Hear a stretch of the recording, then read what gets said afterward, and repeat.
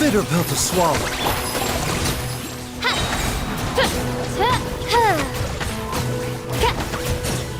Shadow Raven! Seems like an emergency. Time to shine! No rest for the wicked. It appears the mechanisms here have changed over time. You can access the upper floor through the side door. Perhaps you should try reactivating the mechanism over there.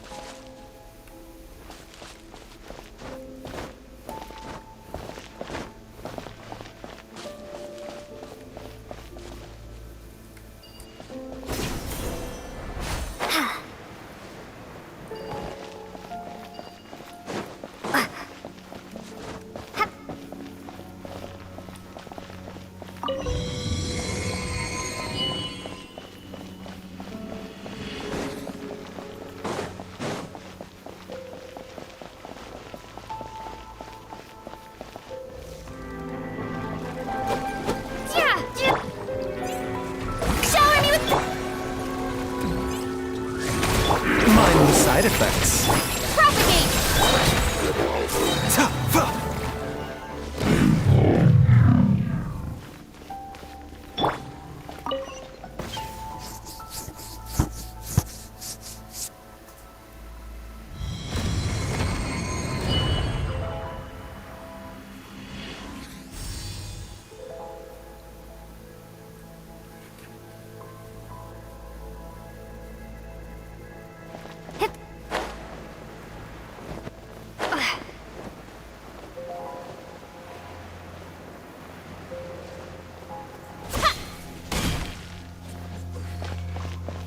Make sure all the runes are pointing in the direction indicated by the light. That should unlock the mechanism.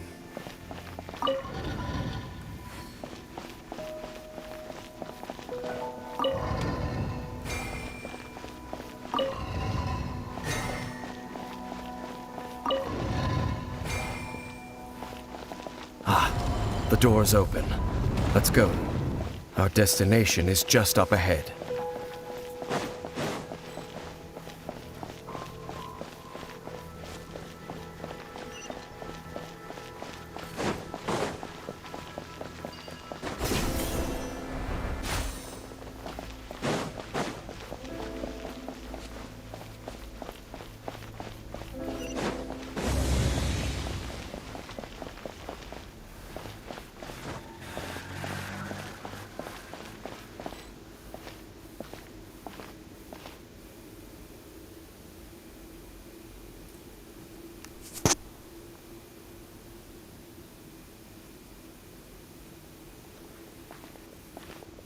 Looks like we can't go any further.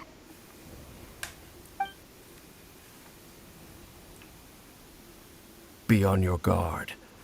I sense the presence of the Abyss. It's the Abyss Order! They're here!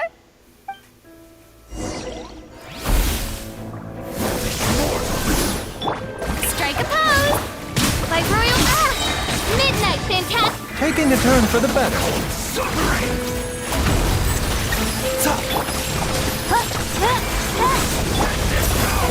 Terminate! Scatter! Let my name echo in song! Ridiculous scene!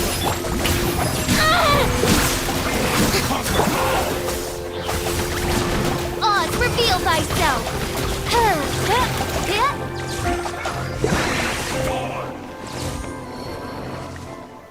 Just as I suspected. The false memories were a trap. The Abyss Order just wanted to follow us here. Now that they're in the vicinity, we should have a chance to see... Dane? What's wrong? Can you feel that? There's been a disturbance in the ley lines. Wow, you must be really sensitive to that sort of thing. Paimon doesn't feel it. You too. Do as I say. Use that mechanism over there and leave this place. The Abyss Order is putting something in motion. If you return to Vimara Village, I suspect you might finally have the opportunity to locate the missing villager. Just think of it as a way to divide and conquer.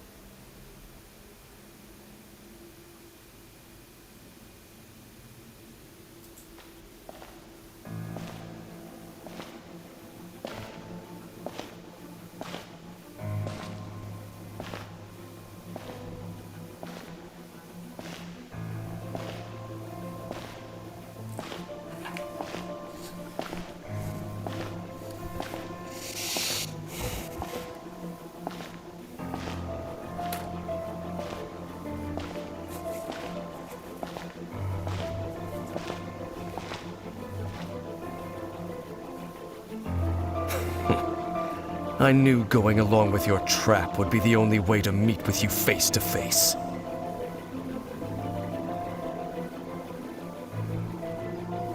You risked your safety, and that of the Eye. That's quite the gamble, Dainsleif. But I believe that I am the one walking into a trap laid by the Twilight Sword. So you came here all on your own? What about those followers of yours? When the Twilight Sword is prepared for battle, any army I could send would only be marching to their doom. Better that I face you alone. I know you must have a lot to say, but if it's a conversation you want, you'll have to defeat me first.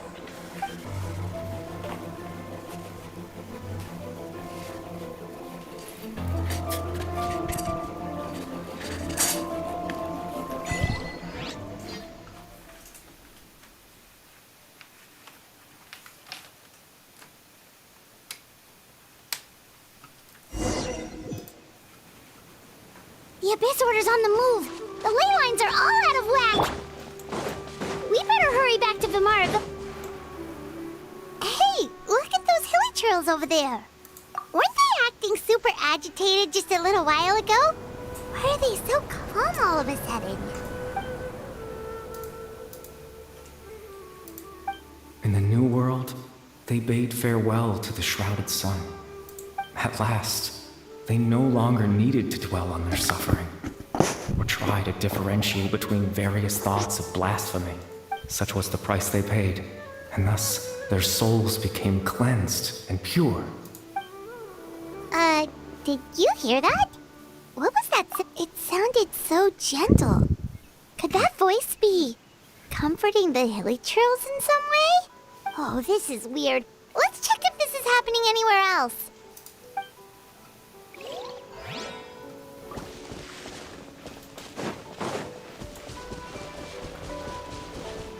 Looks like the same thing is happening over here, too. The hilly trails are calm. You see, we're both still here. We've reclaimed an endless amount of time to love. Release your tears. You no longer need to hold back your sorrow.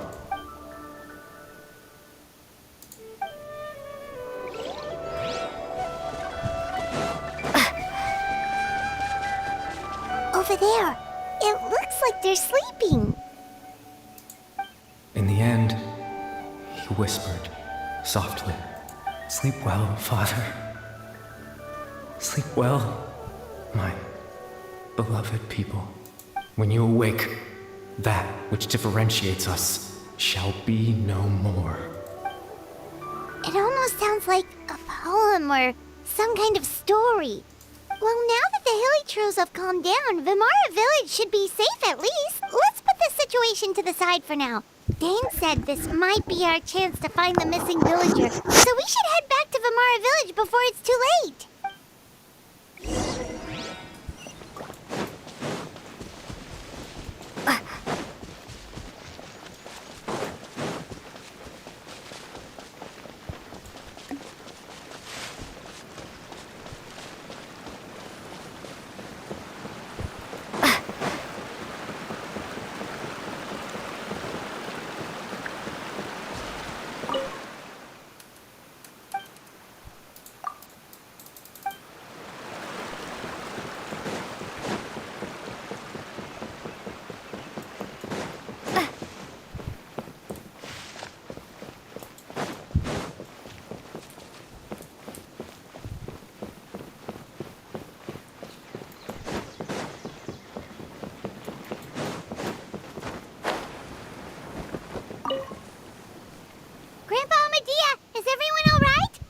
Abyss Order seems to be up to something nearby. The Abyss Order? Thank you for your concern. But as far as I'm aware, it's been business as usual here in the village. Well, that's good to hear. Oh, also, you didn't happen to come across any clues about the missing villager while we were gone, did you? Someone's gone missing, you say? Who would that be? Huh? Well, you know, the young guy from Vimara Village. The one you've been looking for all this time. You posted a commission with the Sumeru Adventurers Guild. That's kind of the whole reason we're here, actually. You're... I do apologize, you two. I hope I'm not worrying you too much. I'm sure it's just my age making me forgetful again. At least right now, I can't seem to recall whatever it is you're referring to. Perhaps you should try asking someone else. But how is that? All right. Thanks for your help, Grandpa Amadia.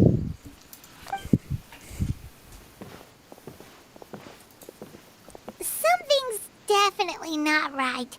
We just talked to Grandpa Amadia about the missing villager. There's no way he could have forgotten all about him just like that. What do you think, Traveler? Could everyone's memories of the missing villager have been erased again? You're right.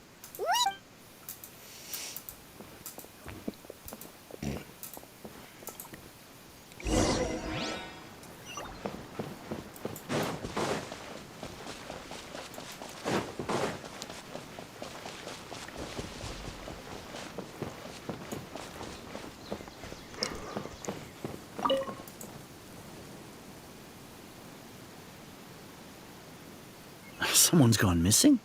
Who? Just as expected. That guy you said a bunch of nice things about earlier? The one you always used to chat with. He's around 20 years silencio. old, and you said he was a kind, warm-hearted person? Oh, I know who you're talking about. Really? You remember?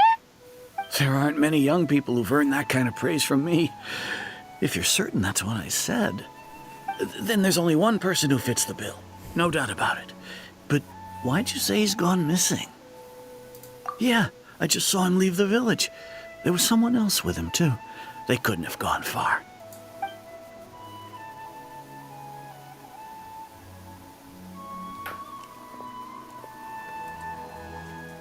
Strange. Bayram seems to remember him. And apparently he just saw him? Do you think maybe it's not that there's something wrong with people's memories, but that we've somehow returned to a time before he went missing?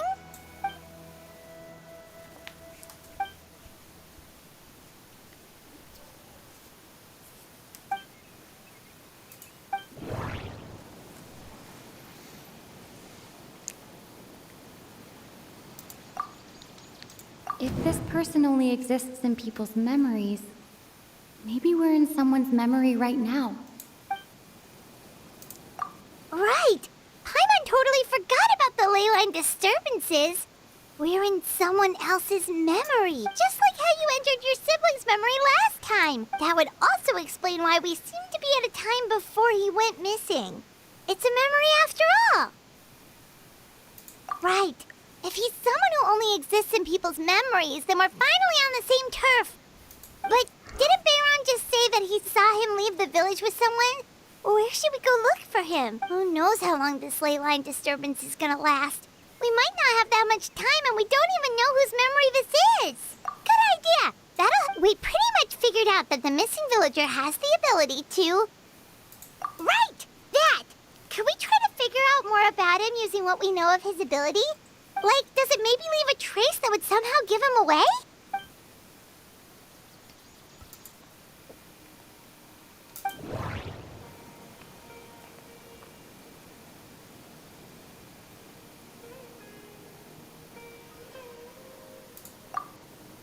There's a difference between memories that arise from lived experiences and those that are implanted into the mind. Perhaps it has something to do with time. Maybe not. All the memories seem to be set in or near Vimara village. but I'm still not sure if they're restricted to this location. No. If time was allowed to pass within the false memories, there's a higher chance they might conflict with someone's original recollection. That... No wonder! All this time and the sky hasn't changed a bit! That must mean time isn't passing! That's the tell of the fake memories! The implanted memories are basically taking place outside of the regular 24 hours of the day. If the memories included the regular passage of time, it would be easy for people to tell that something was off. Like there could be overlap or something. People might start to wonder why they remember doing two different things at the same time of day. That's why he makes sure the memories take place at a specific moment in time rather than over a period of time.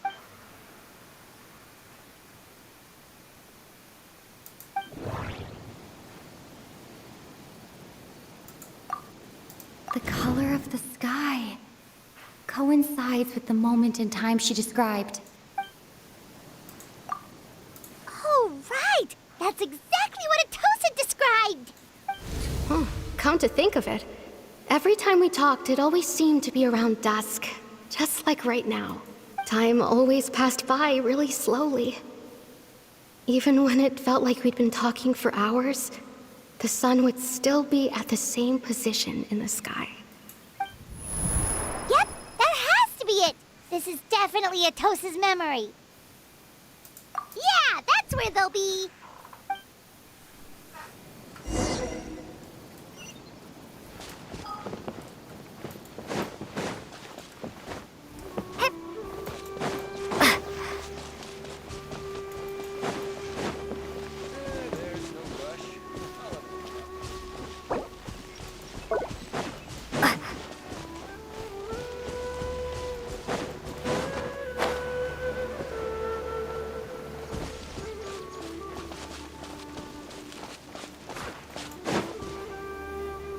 So, you see, Granny Jahiet was a mercenary when she was younger.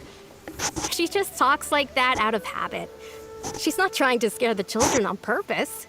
Oh, there I go again. Always talking about my own things. Do you maybe have anything you want to share? It's okay if you don't. You could also just talk about what you think of me? Oh, I think you're an incredibly strong and thoughtful young woman. You'll meet many amazing people and live a very happy life. You won't miss someone like me. Huh? Are those your friends over there?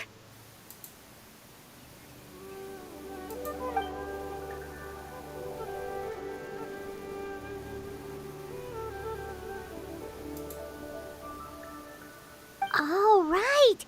This version of Atosa hasn't met us yet! Friends?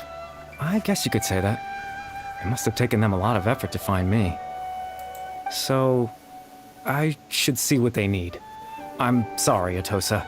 We'll have to continue this conversation another time. Another time, huh? Yeah, okay. I'll head back to the village then. Talk to you some other time.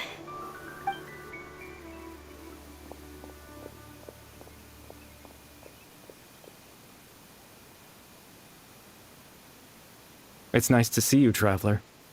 I believe this is the first time we've met.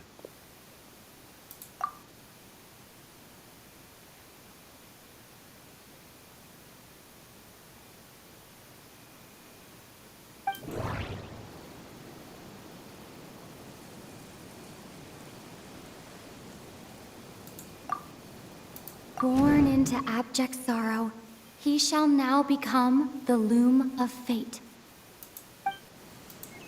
You're Caribert Alberic. Oh. You know me? That's quite the surprise. I don't believe I've met you before. Oh, I see. It was the memory, wasn't it? Your sibling's memory. You saw the me from back then. This is Atosa's memory. I came here to say goodbye to her. But I suppose I'll just leave her a message instead. Come, let's find somewhere else to talk. Why is he an NPC, bro?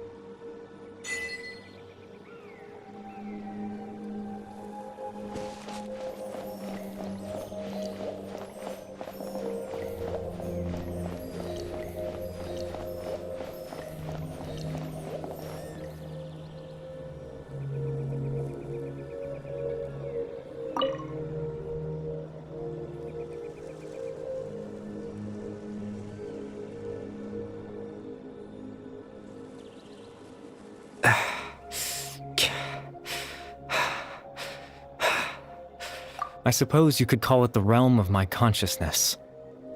I'm someone who no longer exists in the real world after all, as you well know. It's nothing. I still have enough strength to play the part of a good host. I've always hoped that I'd get the chance to talk to you like this, and now, the time has finally arrived.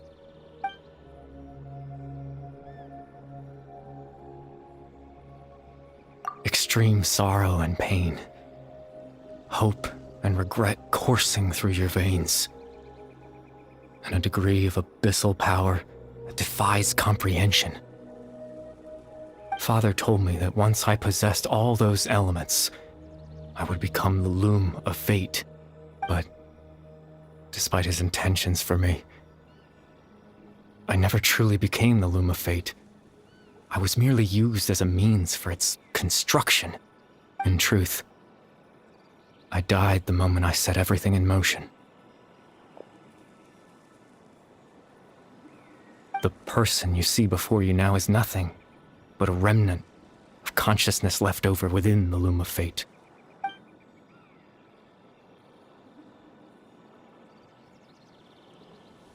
As for your question, the Loom of Fate is a device capable of weaving ley lines. In its primitive form, it can only be used to create and implant memories. But, as more of it is completed, its power becomes stronger and stronger, until finally, it has the power to weave real ley lines of its own. Once fully completed, the moment it gains the power to weave ley lines, it loses the lower level ability to influence memories.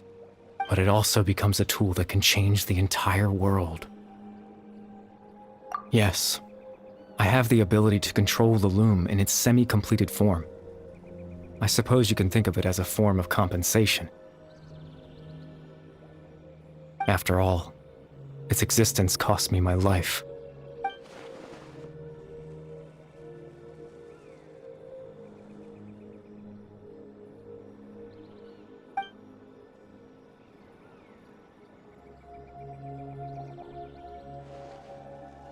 Ah, that. I was wrong to implant those memories. I'm sorry I caused so much trouble. Not only for everyone in the village, but for you as well.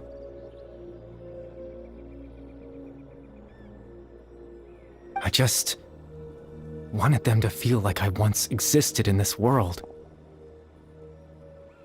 As if I had a chance at life.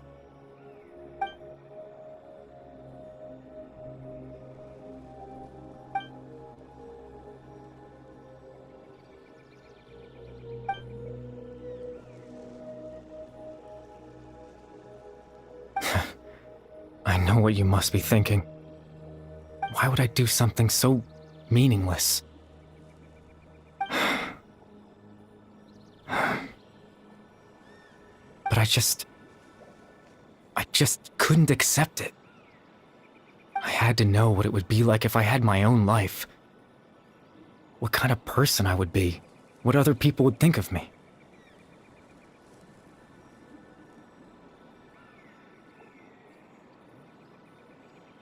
Chief Ahmadiyya, Baram, Granny Jahiyat, Atosa. What would it be like if I could live alongside them? No cataclysm, no curse. Just a quiet life in a peaceful village. I was curious, so I selfishly tried to have my own life. Even if that meant piecing together the version of myself that could have been. One memory at a time. I know it sounds stupid. After all, my life ended a long time ago. Any chance at living was stripped away from me when I was 8 years old. My consciousness left to mature in an illusory world of nothingness. Even the form you see before you was nothing but an invention based on my father's appearance. An imagined version of what I would look like if I had the chance to grow up.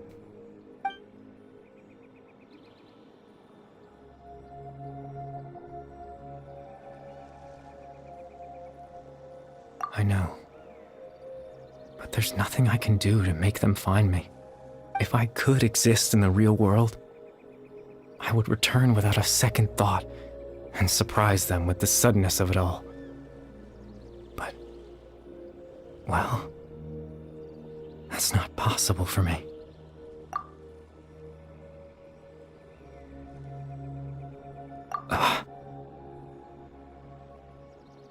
I know.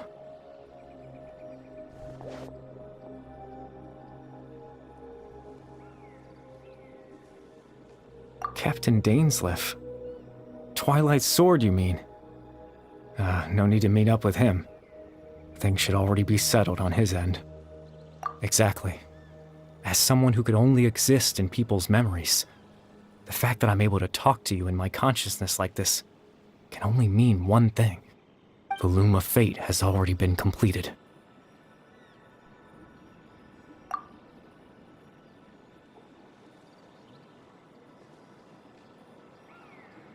No need to worry about Captain Dainsleif. He's absolutely fine. The only reason he lost the eye was because I happened to guess exactly what he was planning. Captain Dainsleif has had the eye inside his body this whole time, hasn't he? His plan was to lure the Abyss Order to a false location, capitalizing on their pursuit of the eye in order to have the chance to confront the prince. He would then hand the eye to you and tell you to take it away from that location. That way, Captain Dainsleif could accomplish his own goal and ensure the safety of the eye all at once. A very thorough plan. That's right, because in his mind, he had given it to you already.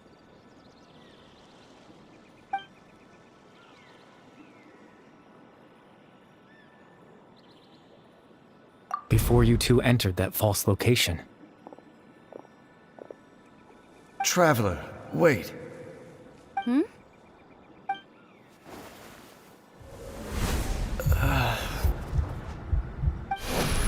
We've no time to lose. Let's head inside.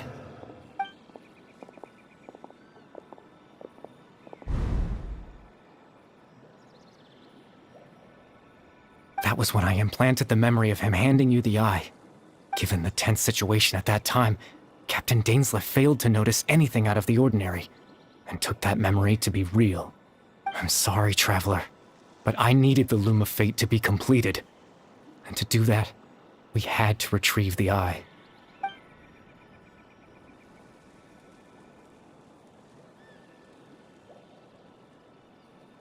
I promise I'm not trying to conceal anything from you, but I truly have no idea what the prince is planning.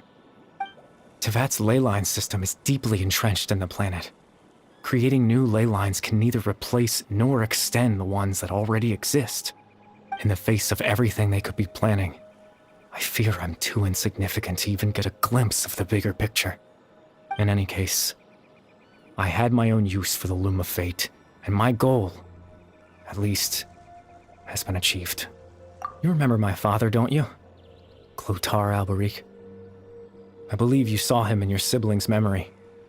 After he used the power of the Abyss to restore consciousness to my hilichurl form, I suffered from an indescribable level of mental anguish.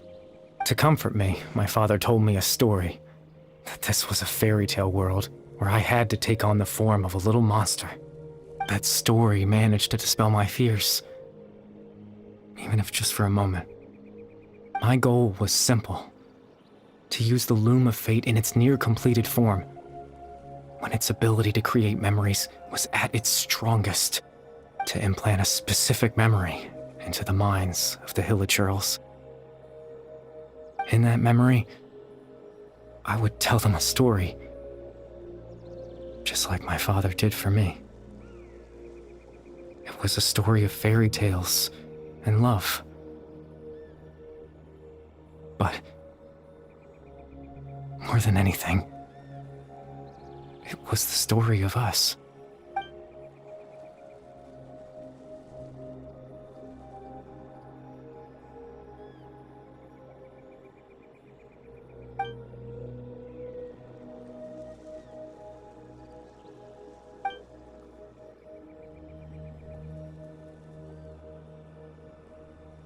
I can't change the world.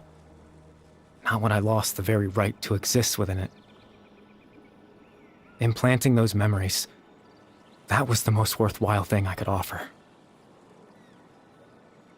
All that's left of my existence is a wisp of residual consciousness tied to the Loom of Fate.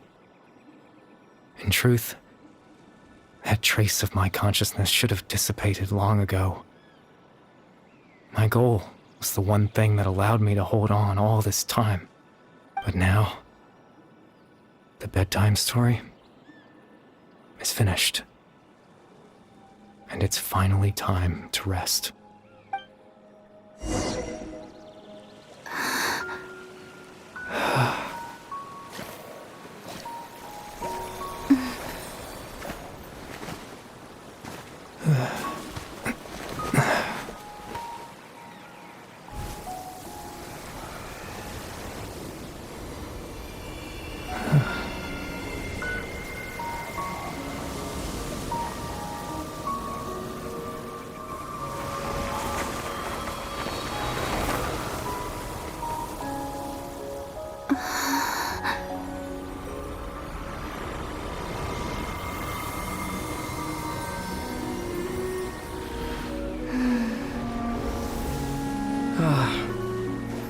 Looks like I was too late to see Kari Bear one last time.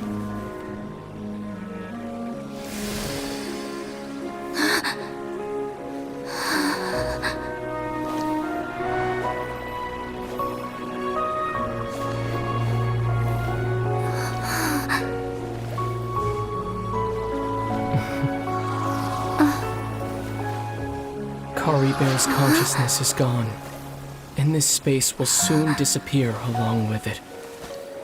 Neither of us belongs here. That's why we're not tangible. Were that not the case, I'd love to hug you too. Well, how about a conversation?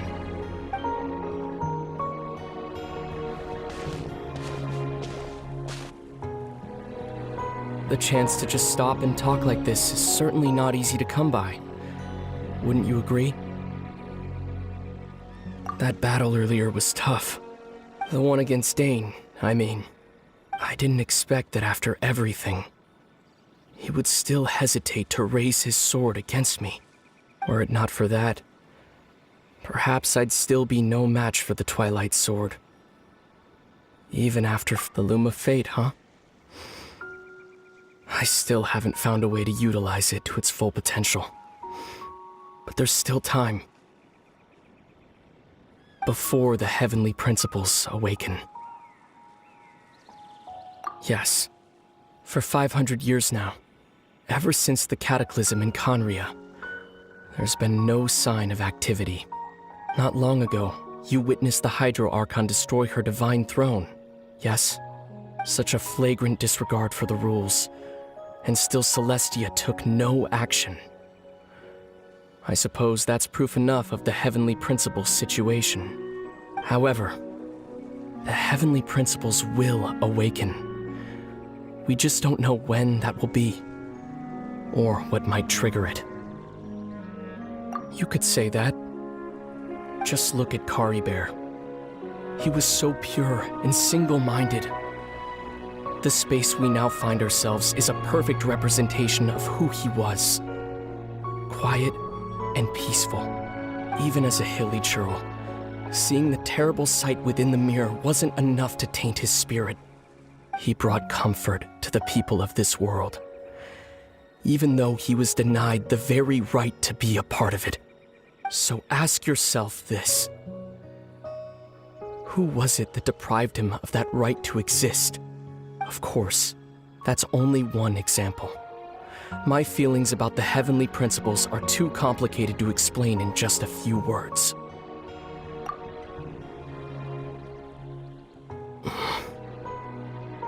Lumine?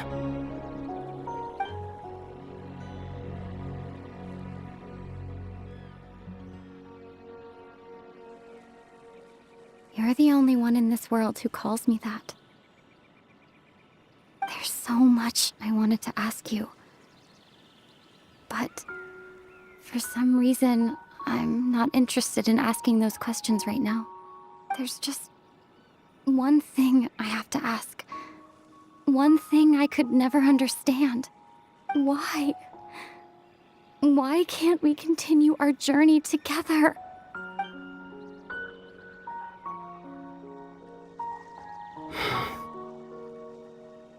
At the end of my journey, I arrived at a place known as the Sea of Flowers at the end. Do you remember? A long time ago, when we traveled between worlds together. You told me. You wanted to find a place in the universe where that one flower was in full bloom. To have a place like that suddenly appear before me? Well, would you think of that as a coincidence? You mean? I miss you too, Lumine. But as this war continues to rage, and as I continue to seek that final answer, I don't even know how to face myself sometimes. Let alone my own sister. What's going on? This space has lost its tether. I doubt it'll be able to exist much longer. In fact, aside from our ability to physically interact with each other, there's something else you should know about this space. With Kari Bear gone, we won't be able to remember anything that happened here. Everything in this space will be wiped from existence, including all memory of our reunion. You're only telling me this now?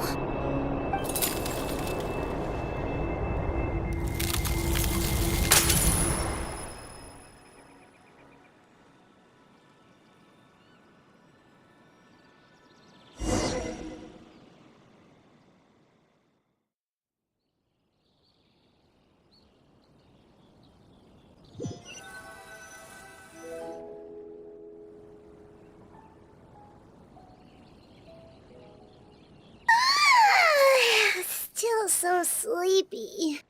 Paimon's head feels all fuzzy. Oh, Paimon woke up a little earlier than you, so Paimon will fill you in. The villagers said that they saw us sleeping near the village yesterday. They couldn't wake us up no matter how hard they tried, so they decided to just bring us back here. Oh, and Dane came by just now. It looked like he was injured. He didn't say anything, though. Just made sure that you were all right and left. Kinda seemed like he had a lot on his mind, but that's Dane for ya. Let's think for a second. We were in that memory, and we saw that guy you called Kari Bear. He was the missing villager that we've been trying to find, right? And after that, Paimon doesn't remember what happened. Wait, really? What a score!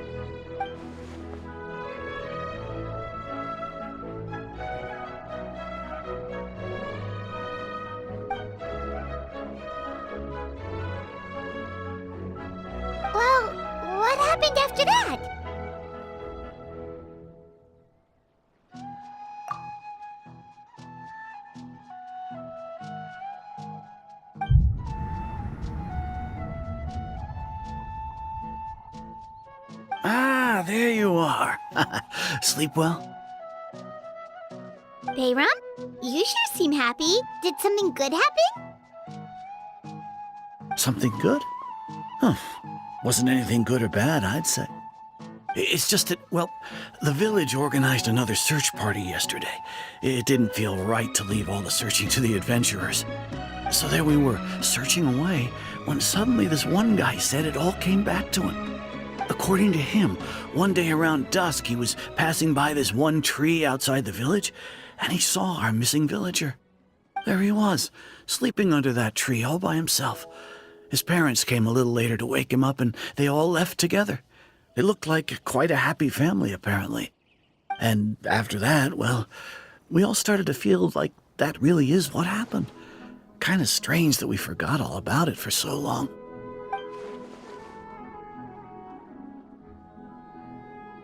Oh, and we also remembered his name, Curry Bear. Now, that's not a name you hear every day. Would have been helpful if we remembered it sooner. Well, I hope he's happy wherever he is, and we're all relieved now that we know what happened. Seems like everyone thinks Curry Bear left the village. That's probably for the best. At least they have some sort of explanation now. Paimon wonders how Atosa's doing. Maybe we should go check on her. If she hasn't remembered like everyone else, we can tell her what happened. Paimon didn't see her in the village just now, so she's probably at the tree. Come on, let's go talk to her.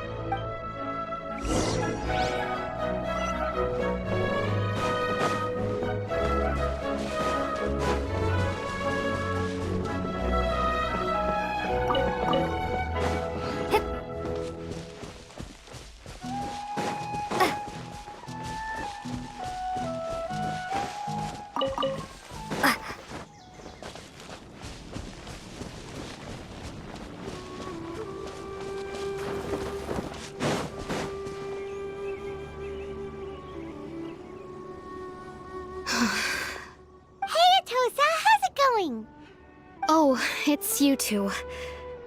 I was just about to go looking for you. I wanted to thank you. I was part of the search party, so I remember what happened to Curry Bear now. Honestly, I just can't believe I forgot something so important.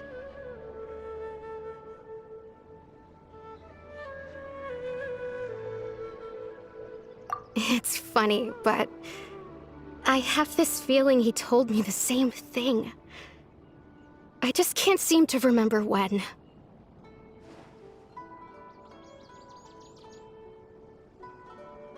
I guess it doesn't really matter anyway. Life is made up of a series of memories. As long as I hold on to our time together, he'll always be a part of my life. I'm just happy I got to meet him. So, who cares what happens in the future, right?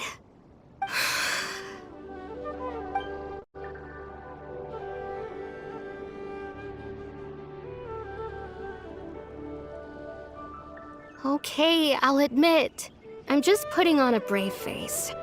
I was dumped, wasn't I? Otherwise, why would he just leave like that without saying goodbye? You don't need to comfort me. I'll be okay. It's just like Curry Bear said. It's the things we overcome that make life more precious. And you know, if he has a heart, maybe he'll come back and see me one day. Anyway, thanks for all your hard work, you two. I promised I'd help Granny Jahiet with something, so I should head back. Goodbye. Well, that should be it, right? Everyone's lives can go back to normal now. Oh, right! Weren't you about to tell Paimon what happened after your conversation with Curry Bear?